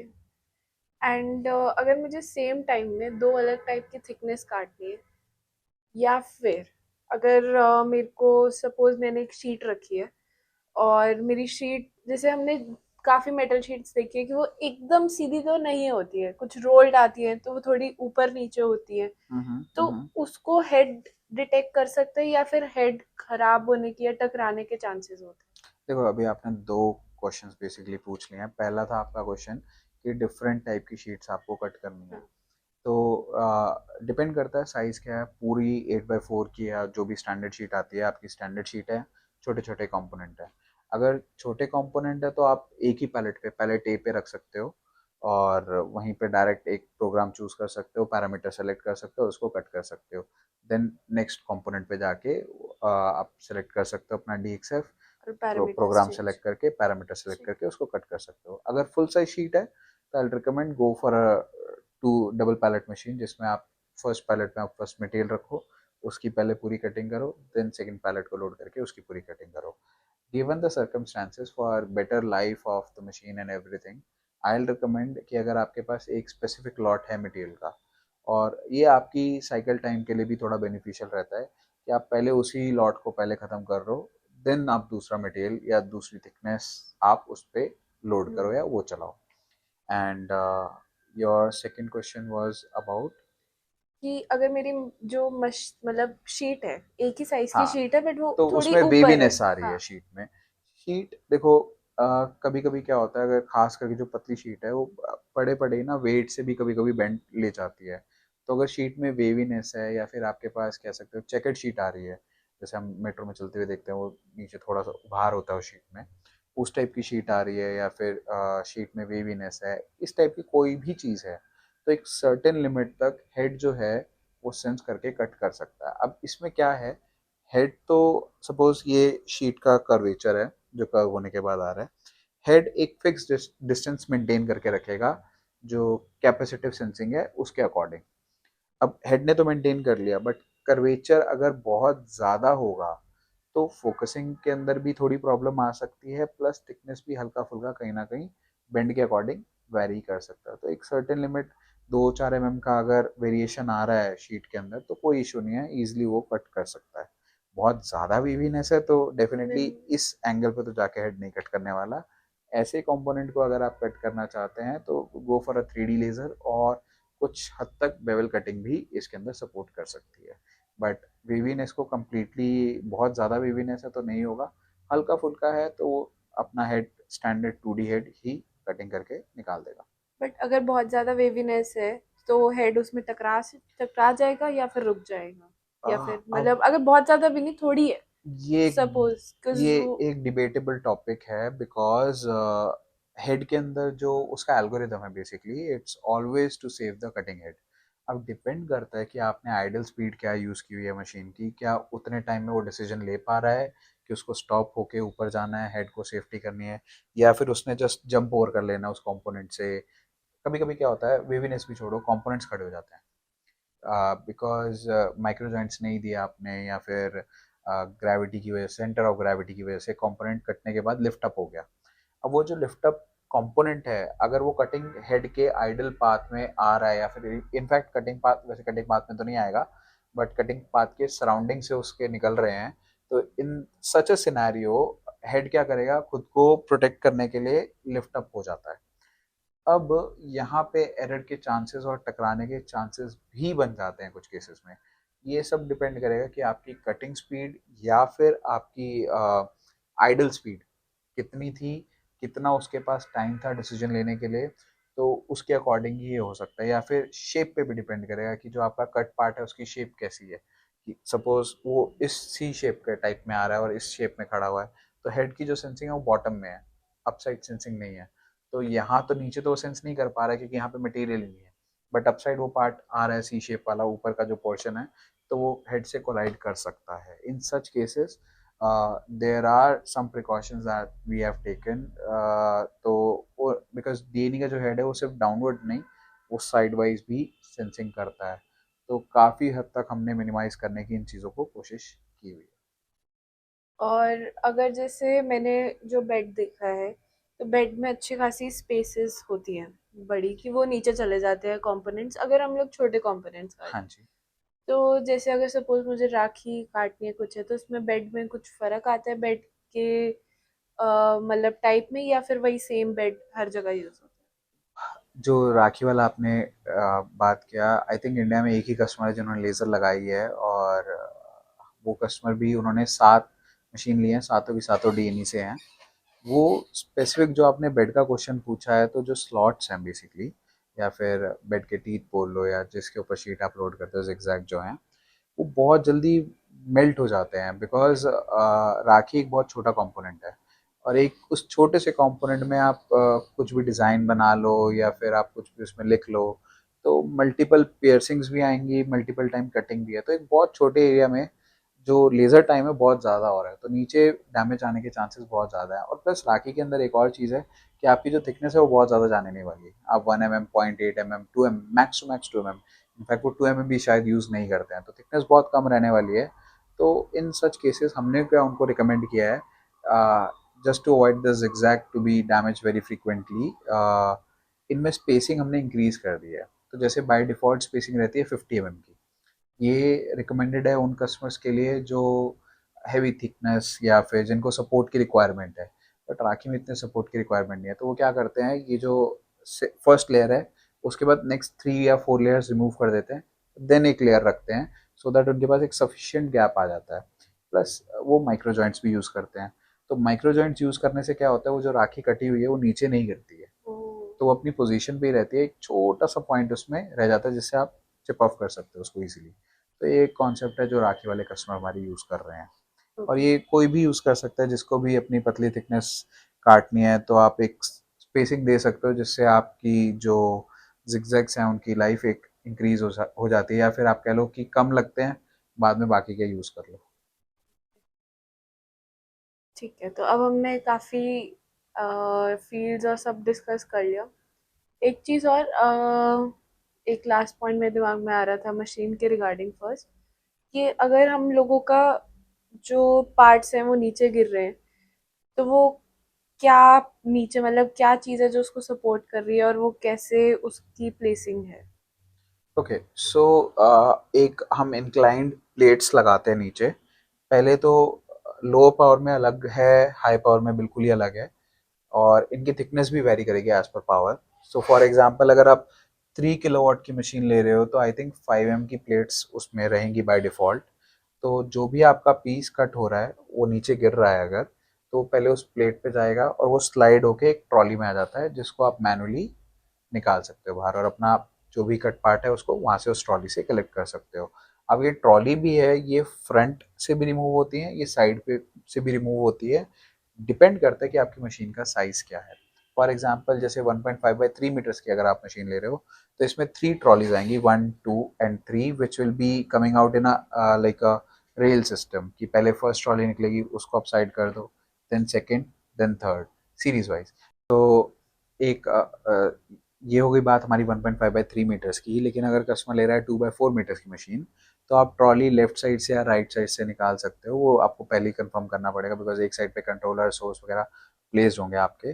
तो सपोज लेफ्ट साइड से निकल रही है तो ये पैरेलल में आएंगी, जैसे पहले सीरीज में था अब पैरेलल में आएगा, तो एक टाइम पे आप एक ट्रॉली निकाल सकते हो। तो ये एक ट्रॉली का भी एक आपने डिसीजन लेना होता है कि बड़े साइज में लेफ्ट से या राइट से आपको कहाँ से ये ट्रॉली चाहिए निकलती है। ओ, ठीक है। अ, अब हम आते हैं पोस्ट मेंटेनेंस में, कि क्या क्या रिक्वायर्ड है पोस्ट मेंटेनेंस के लिए, और क्या क्या पार्ट्स में भी हम लोगों को कितने टाइम में चेंज करने की ज़रूरत होती है? देखो, ये आफ्टर सेल्स का जो कॉन्सेप्ट है ना, ये बहुत इंपॉर्टेंट है, और किसी भी कस्टमर ने जो मशीन लेना चाहते हैं, ये पहले ही जिस भी ब्रांड से आप डील कर रहे हो, आपको पहले देखना पड़ेगा कि एक आपके पास after sales team support available है या नहीं है। सर्विस टीम एक बहुत बहुत ही इम्पॉर्टेंट कॉन्सेप्ट है कि आपके पास अगर सपोज आपके पास कोई प्रॉब्लम आ रही है, तो आपकी मशीन डाउन टाइम में चली जाती है, तो उसके पास कितनी जल्दी आप अवेलेबल करा सकते हैं सर्विस इंजीनियर को, एक ये बहुत बड़ा कॉन्सेप्ट है। तो अगर आप एज अ कस्टमर मशीन लेना चाहते हैं तो प्लीज़ इन चीज़ों पे क्लैरिटी रखिए। गो विद अ ब्रांड जिसका इंडिया में लोकल सपोर्ट है, सिस्टम है, जिनके पास इंजीनियर्स अवेलेबल हैं, जिनके पास स्पेयर पार्ट्स अवेलेबल हैं, कंज्यूमेबल अवेलेबल हैं, बिकॉज किसी भी कारणवश आपकी मशीन डाउन टाइम ले तो ये एक बैड कॉन्सेप्ट है आपके ओवरऑल प्रोडक्शन के लिए। एंड इसके बाद अगर हम बात करें कि पोस्ट मेंटेनेंस, या वो डिपेंड करता है, देखो आप अपनी मशीन मेंटेन कैसे कर रहे हो, यूज़ कैसे कर रहे हो। एक ख़राब ड्राइवर को आप मर्सिडीज़ भी दे दोगे तो वो उतनी यूज़फुल नहीं रहने वाली है, मे बी एक्सीडेंट के चांसेस बन जाते हैं, या फिर शायद वो प्रॉपरली मेंटेन नहीं करा रहे हैं, टाइमली सर्विस नहीं करा रहे हैं, प्रिवेंटिव नहीं करा रहे हैं।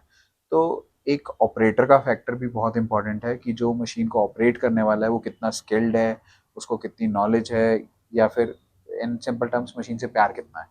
तो अगर मशीन से प्रॉपरली प्यार करता है ऑपरेटर, उसको संभाल के रखता है, तो डेफिनेटली एक ख़राब मशीन भी, मतलब लो क्वालिटी मशीन भी काफ़ी लंबे हद तक चल सकती है और ईजिली विदाउट डैमेजेस चल सकती है। और एक खराब ऑपरेटर एक बहुत ही अच्छी ब्रांडेड मशीन भी ले लो आप, उसको आप हैंड ओवर कर दो मशीन, तो वो बहुत जल्दी आपको एक्सीडेंट्स प्रॉब्लम्स देने लग जाएगी।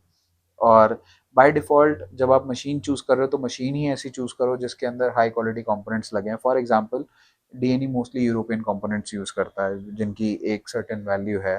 Definitely everything comes at a price, quality comes at a price. तो अगर आप इस टाइप की मशीन में जाते हो तो डेफिनेटली आपको ब्रेकडाउन जो हैं वो काफ़ी कम मिलेंगे, रिलायबिलिटी आपकी काफ़ी इंक्रीज़ हो जाती है। और इन सब के बाद भी लास्ट जो पॉइंट रह जाता है ऑपरेशनल के बाद भी आपका खुद का यूजेज। अगर आप ऑपरेटर को फोर्स करते हो कि यार मैंने 3 किलोवाट लिया, आप 25 mm कट जाएगा, स्पीड स्लो करके चला दो, इस टाइप के काम करते हो तो डेफिनेटली मशीन में प्रॉब्लम आएगी। आपने कहीं सुना होगा कि हाँ एक सर्टेन लिमिट के बाद कोई कस्टमर चला रहा है, ठीक है चला रहे होंगे, no doubt, but that is at an cost. Maybe वो डैमेज आज नहीं आ रहा, but 100% later on that damage will come. So आपको एक सर्टेन लेवल की लिमिटेशन होती है हर मशीन की, उसकी उस लिमिटेशन को क्रॉस नहीं करना। For example non ferrous metal है, एल्यूमिनियम है, अगर आपको कहा गया है कि आप 10 mm से ज़्यादा नहीं काट सकते या फिर आप ऑक्सीजन पे नहीं कट कर सकते और आप उस तरीके के काम कर रहे हो तो ये डैमेज देगा। तो एक वो थोड़ा अवॉइड करना है। इसके अलावा मेंटेन करना है properly. There is daily maintenance, there is weekly maintenance and quarterly maintenance, monthly maintenance. तो ये सारे मेंटेनेंस आपने देखना है। इंजीनियर को क्वार्टरली पे बुलाना होता है तो आप रेगुलरली एक चेकअप कराइए। और कभी आपको लगता है कि एबनॉर्मल बिहेवियर आ रहा है मशीन से तो तुरंत इंजीनियर को कॉल करके बनाइए। खुद इंजीनियर बनने की ज़रूरत नहीं है, बिकॉज डेफिनेटली इंजीनियर आपसे बेटर जानता है, तो उसी को हैंडल करने दो। नहीं तो फ़ोन पे एटलीस्ट गाइडेंस लो, उसके हिसाब से ही आपने आगे बढ़ना है। खुद से इंजीनियर बनने की रिक्वायरमेंट नहीं है।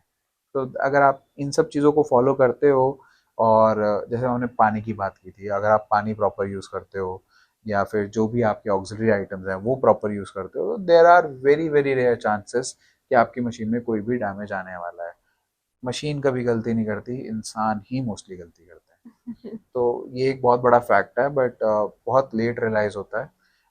तो इस फैक्ट को अगर आप समझ जाओगे तो डेफिनेटली, और आप हाई क्वालिटी मशीन ले रहे हो तो आपको प्रॉब्लम्स नहीं आने वाली ना। आपकी लाइक मेंटेनेंस कॉस्ट या आपकी ऑपरेशनल कॉस्ट ये सब हाई एंड पे जाने वाला है। इन स्टडी करो, समझो, उसके हिसाब से चलाओ। विदाउट स्टडी आप बस लेके सोचो कि हाँ मैंने ग्लेजर ले लिया और ऐसे ही चलाने लग जाओगे या किसी के हाथ में दे दोगे, आपको लॉसेस बहुत ज़्यादा होने वाले हैं। बिकॉज हाईली सोफिस्टिकेटेड कंपोनेंट है, हाईली सोफिस्टिकेटेड मशीन है, और इसको उसी के हिसाब से ही यूज़ करो, ऐसे ही कोई भी नहीं चला सकता है। ट्रेनिंग भी बहुत इंपॉर्टेंट फैक्टर है। तो जहाँ से भी आप मशीन ले रहे हो उनसे पहले एक बार बात करो कि आपको proper guidance, proper training, proper service support, proper spare support, ये सब चीज़ें आपको रेडीली अवेलेबल होनी चाहिए। तो अगर हम कंज्यूमेबल्स की बात करें, कंज्यूमेबल में लिस्ट में क्या क्या आता है? कंज्यूमेबल में सबसे कॉमन दो हैं, one is nozzle and the second one is the protection lens. ये बहुत फ्रीक्वेंटली आपके चेंज होते हैं। आई मीन बाकी कंज्यूमेबल्स के कंपैरेटिवली ये चेंज होंगे और रेगुलरली चेंज होंगे। बट अगर आप बात करो ceramic which is also a consumable, या फिर इंसुलेशन, सिरेमिक का नाम technical name is insulation ring, इसकी बात करो तो ये रिक्वायरमेंट आपको इतनी नहीं रहती चेंज करने की, अनलेस एंड अनटिल ये आपने ब्रेक कर दिया एक्सीडेंट के थ्रू, या फिर इसके अंदर बहुत ज़्यादा आपके कंप्रेसर से आप कहीं से ऑयल या मॉइस्चर कलेक्ट हो गया है, इस टाइप का कुछ फेलियर आया, या फिर आपने ऑपरेटर ने लेज़र की सेंटरिंग प्रॉपर नहीं की और उसको लेज़र अंदर से इंटरनल बर्न कर दिया है, इस टाइप के अगर डैमेज नहीं है तो आपको चेंज करने की ज़रूरत नहीं है। सिमिलरली हाई वोल्टेज केबल आती है, आपका बेलो कवर्स आते हैं, सराउंड साउंड, इस टाइप के XYZ बहुत सारे कंज्यूमेबल हैं, एक सेट ऑफ कंज्यूमेबल है। बट जो दो जिन पे ज़्यादा ध्यान देना है वो है आपका प्रोटेक्शन लेंस और नोजल। उसकी लाइफ डिपेंड करती है कि आप किस हिसाब से यूज़ कर रहे हो अगेन मशीन को। सपोज जैसे हमने कंप्रेसर का डिस्कशन किया था, अगर आप स्क्रू नहीं लेते, पिस्टन कंप्रेसर ले लेते तो आपका मॉइस्चर कंटेंट या ऑयल कंटेंट बहुत ज़्यादा हो सकता है। या फिर स्क्रू भी लेते हो और लाइन क्लियर नहीं है, डस्ट पार्टिकल आ रहे हैं, तो डायरेक्टली हार्म करेगा प्रोटेक्शन लेंस की लाइफ को। In fact not just protection lens, जो मेन ऑप्टिक्स हैं विच आर ऑल्सो कंज्यूमेबल्स, उनके ऊपर भी वो डैमेज दे सकता है।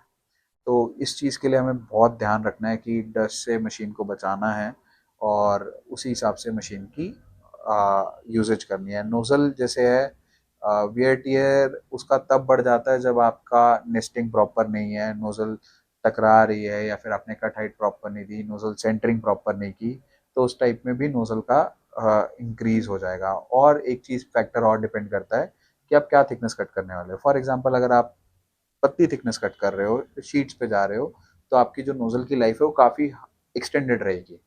वेयर एज अगर आप जा रहे हो हायर थिकनेस पे, तो नोजल जो है वो जल्दी कंज्यूम हो जाती है, because at the end of the day thermal process है, नीचे जो हीट जनरेशन हो रहा है कटिंग एरिया में वो बहुत ज़्यादा है, तो कहीं ना कहीं उसका एक इम्पैक्ट आता है, खास करके पियर्सिंग के टाइम पे। जब आप पियर्सिंग करते हो वो जो मोल्टन मेटल है वो अपवर्ड्स लिफ्ट होता है, तो वो कहीं ना कहीं नोजल पे टकरा सकता है, टच हो सकता है, तो उन चीज़ों से थोड़ा प्रॉपरली अगर मशीन आप यूज़ करोगे तो उन चीज़ों से आप अवॉइड कर सकते हो, लाइफ एक सर्टेन लेवल एक्सटेंड कर सकते हो। एक स्टैंडर्ड अगर मैं बताऊं, तो अगर आप लेस थिकनेस यूज़ कर रहे हो, कम थिकनेस यूज़ कर रहे हो, तो उस केस में आपकी नोज़ल अराउंड हफ्ता, 10 दिन, 15 दिन, इनफैक्ट 1 महीना भी लोगों ने चलाई है, 2 महीने भी चलाई है। जो राखी वाले कस्टमर की हम बात कर रहे थे, वो दो ढाई महीने एक नोज़ल यूज़ करते हैं। इनफैक्ट हम रिकमेंड नहीं करते इतनी ज़्यादा life, we recommend somewhere around 600 working hours. तो वो तो उससे भी काफ़ी ज़्यादा चला लेते हैं, बिकॉज वो 24 आवर्स की शिफ्ट यूज़ करते हैं, तो that is 3 shifts a day, 8 hour each, and he uses that nozzle for like 2 months down the line. And कुछ कस्टमर हैं जो ऑलमोस्ट 3 या 4 दिन में एक नोजल चेंज कर देते हैं, जिनकी हायर थिकनेस है। तो डिपेंड करता है आपके यूजेज पे, थिकनेस पे, इन सब फैक्टर्स को आपको अंडरस्टैंड करना पड़ेगा, समझना पड़ेगा, उसी के अकॉर्डिंग आप यूज़ करो। तो जैसे एक मतलब कंज्यूमेबल्स में भी काफ़ी ग्रेड्स आते हैं, ओरिजिनल भी है, फेक भी है, और मतलब कि डुप्लीकेट हो गए मे बी, तो उससे ज़्यादा फर्क पड़ता है या नहीं? बहुत ज़्यादा फर्क पड़ता है। हम कैसे? हम अ, अभी सोचते हैं कि एक थर्ड पार्टी या ग्रे पार्टी कंज्यूमेबल यूज़ कर लें, तो उससे क्या होगा, मशीन चल जाएगी, सब कुछ स्टेबल रहेगा। बट जैसे डीएनई है, प्रोटेक्शन लेंस, उसके एक स्पेसिफिक ग्रेडिंग पे आते हैं। अब कस्टमर को ये रियलाइज़ करना बहुत ज़रूरी है कि उसकी एक सर्टेन लेवल की एक कोटिंग की गई है, जो कहीं ना कहीं रिफ्लेक्शन कंट्रोल में हेल्प करेगी। वेर एज जो स्टैंडर्ड थर्ड पार्टी अगर आप कंज्यूमेबल देखोगे, तो उसके अंदर जो मटेरियल यूज़ किया गया है, उसका ग्लास का मटेरियल भी, या फिर उसकी जो कोटिंग की गई है, वो एट पार नहीं होता, सब स्टैंडर्ड होता है। नोज़ल की बात करो तो नोज़ल की एक सर्टेन लेवल ऑफ कॉम्पोजिशन है, जो कि इंजीनियर्ड प्रोडक्ट है, जिससे आपकी लाइफ भी ज़्यादा आती है और परफॉर्मेंस भी कंसिस्टेंट रहती है। अब नोज़ल भी एक जो कैपेसिटिव सेंसिंग है, अगर हम उसकी भी बात करें, जो हाइट कंट्रोलर हो रहा है, हाइट कंट्रोलर यूज़ करता है, तो नोज़ल में भी वो कैपेसिटिव सेंसिंग रहती है। अगर आपने प्रॉपर मटेरियल की नोज़ल यूज़ नहीं किया है, तो वो जो सेंसिंग है उसमें भी रिडक्शन आने वाला है, तो अल्टीमेटली वो टकराने वाली है नोज़ल बहुत जल्दी, क्योंकि जो डिसीजन था टाइम लेने का वो चेंज हो जाएगा। तो उसकी वजह से वो नोज़ल में वैसे भी डैमेज आने वाला है, प्लस वो नोज़ल का जो मटेरियल अब यूज़ किया गया है वो किस ग्रेड का है, क्या क्वालिटी है, बिकॉज नोज़ल जो है एक एलॉय है, एलॉय से बना हुआ है।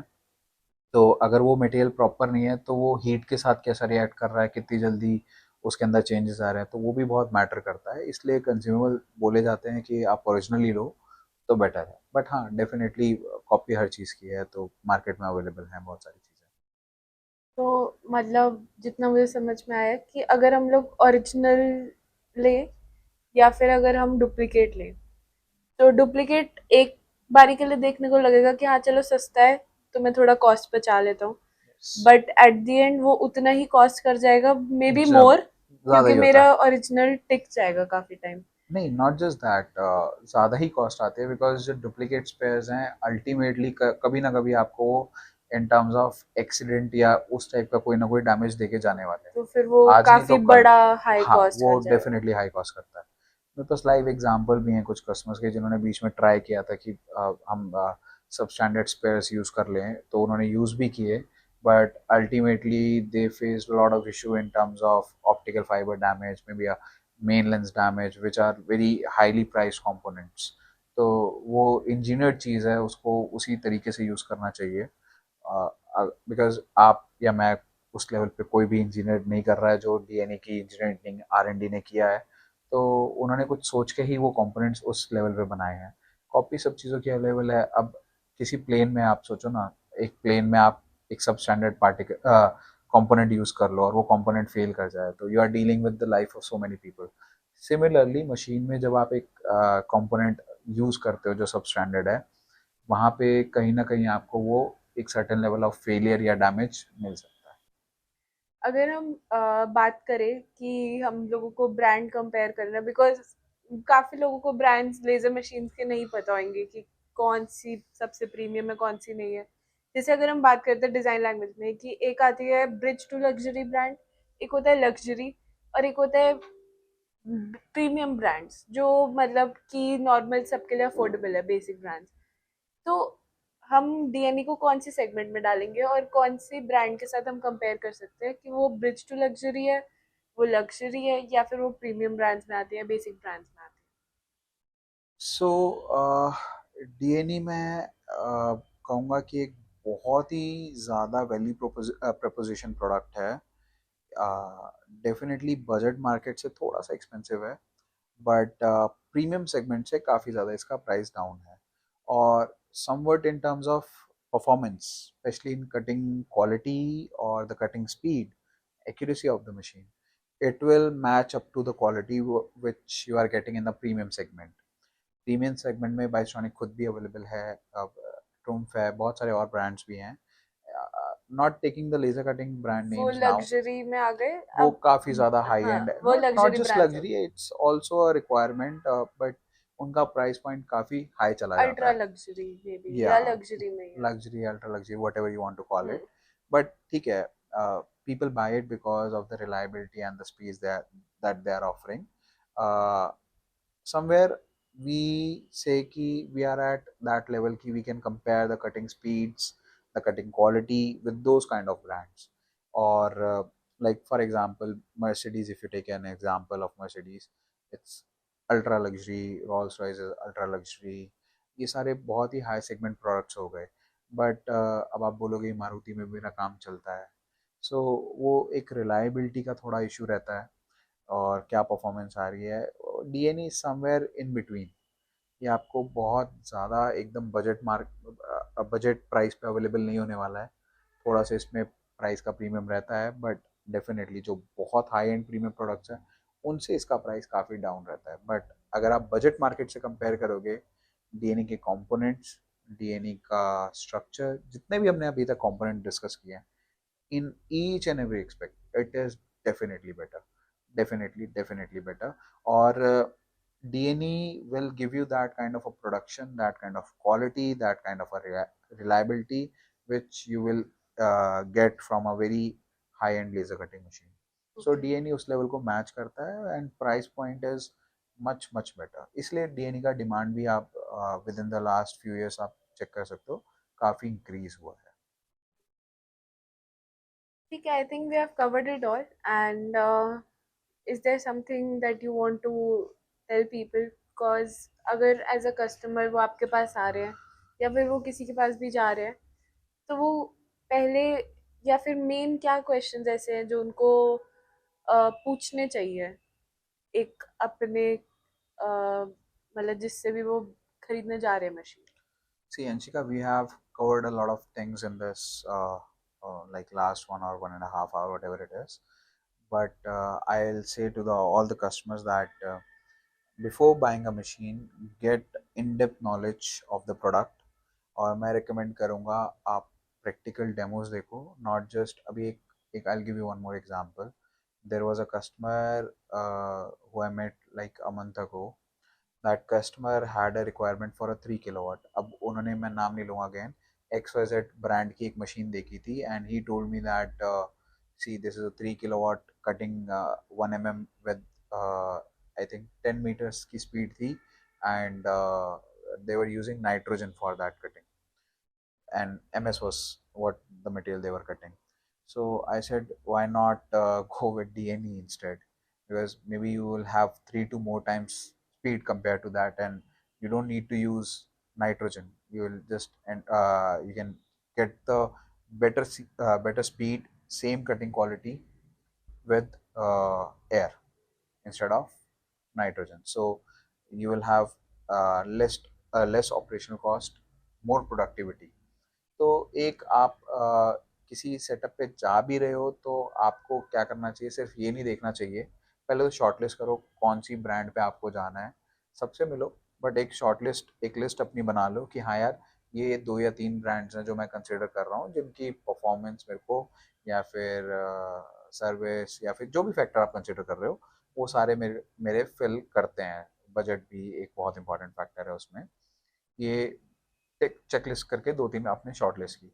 अब इन तीनों मशीनों पे ना आप प्रैक्टिकली अपना मटेरियल कट करवा के देखिए कि परफॉर्मेंस क्या आ रही है। और मटेरियल कट कराने का मतलब ये नहीं कि एक पीस कट करा लियो, ठीक है, पूरी शीट कट करवाओ, पूरी शीट कट करवा के एक्चुअल देखो क्या परफॉर्मेंस आ रही है। तो उसी से सबसे ज़्यादा अच्छा आपको रिजल्ट पता लगेगा कि कटिंग की क्वालिटी और कटिंग की स्पीड, प्रोडक्शन टाइम में क्या डिफरेंसेस आ रहे हैं। फिर आप इवेल्युएट करो कि ठीक है, अगर मैं ये मशीन लेता हूँ तो 1 महीने में मेरे को इतना बेनिफिट है, 1 साल में इतना बेनिफिट है, आगे 5 साल की मशीन लाइफ देने वाली है, 10 साल लाइफ देने वाली है, 15 साल देने वाली है, या फिर जितने भी टाइम में आप डेप्रिशिएट करने वाले हो मशीन को उस टाइम तक है, उसके बाद भी मशीन की क्या लाइफ आ रही है और क्या परफॉर्मेंस रह रही है। और ट्राई करो कि नई मशीन तो देखो ही देखो, जो पुरानी इंस्टॉल्ड मशीन्स हैं उनको भी जाके देखना चाहिए कि पता लगे कि यार हाँ यार अगले की मशीन 10 साल से, पिछले 7 साल से, 8 साल से परफेक्ट रनिंग कंडीशन में है। तो ये it speaks volume about the product, because आजकल जो मार्केट में अवेलेबिलिटी है बिकॉज ऑफ कंपटीशन कह लो या whatever it is, quality बहुत डिक्रीज हुई है इन द रिसेंट टाइम्स। तो you have to be wise enough to choose the good product. तो उसके लिए आपको टाइम स्पेंड करना पड़ेगा, एजुकेशन लेनी पड़ेगी, प्रैक्टिकली जाके देखना पड़ेगा। That is the key and the like most important lesson that you can take from this whole thing. तो जैसे मशीन की बॉडी है तो उसका वेट का भी, वेट से पता चल सकता है। Definitely weight is one factor, but weight से भी इम्पोर्टेंट है उसका डिज़ाइन कैसा है, बना कौन रहा है। अब for example like you're very young, if I compare you with your mother, if you are going to cook some food, definitely your mother who has a very vast experience in cooking, she'll definitely end up cooking something better, right?